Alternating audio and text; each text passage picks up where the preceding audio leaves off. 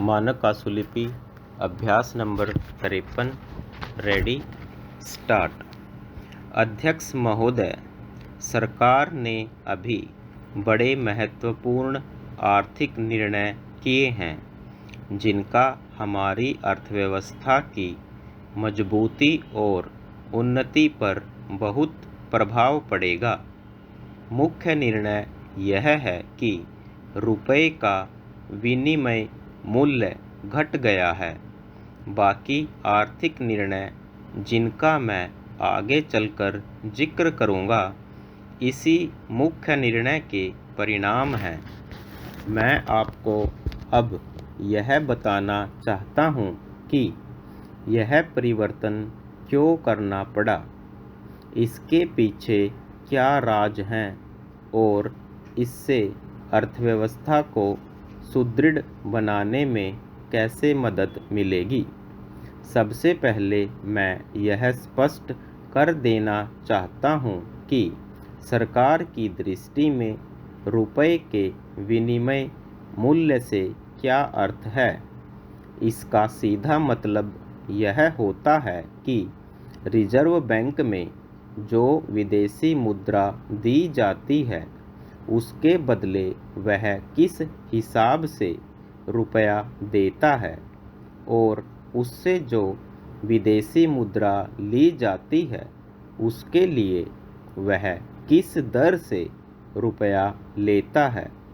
दूसरे शब्दों में, विनिमय दर का अर्थ यह है कि देशी विनिमय की दर इस मायने में जिस तरह और चीज़ों का दाम होता है, उसी तरह वह भी है, और यह कोई ऐसा मसला नहीं जिसके कारण किसी के सम्मान को किसी तरह की ठेस पहुँचे या कोई उत्तेजना उत्पन्न हो।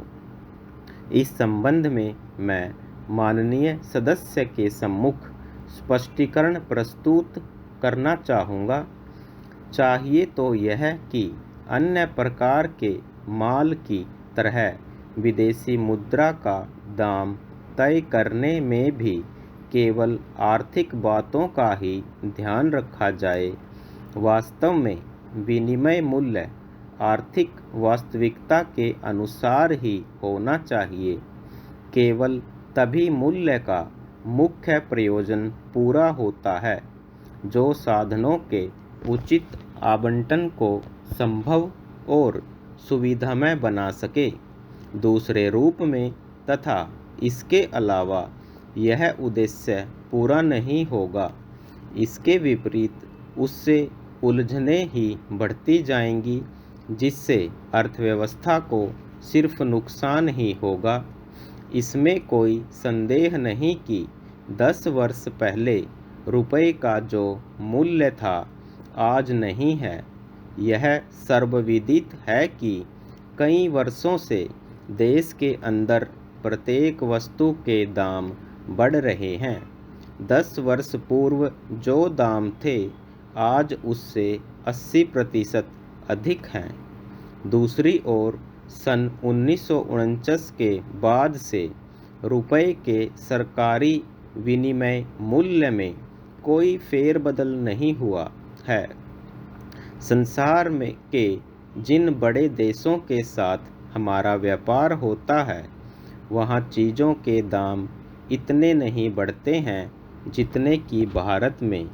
इसका नतीजा यह होता है कि हमारा माल वहाँ की मंडियों में औरों के मुकाबले महंगा बैठता है, जिसके फलस्वरूप वहाँ का खरीदार निरुत्साहित हो जाता है।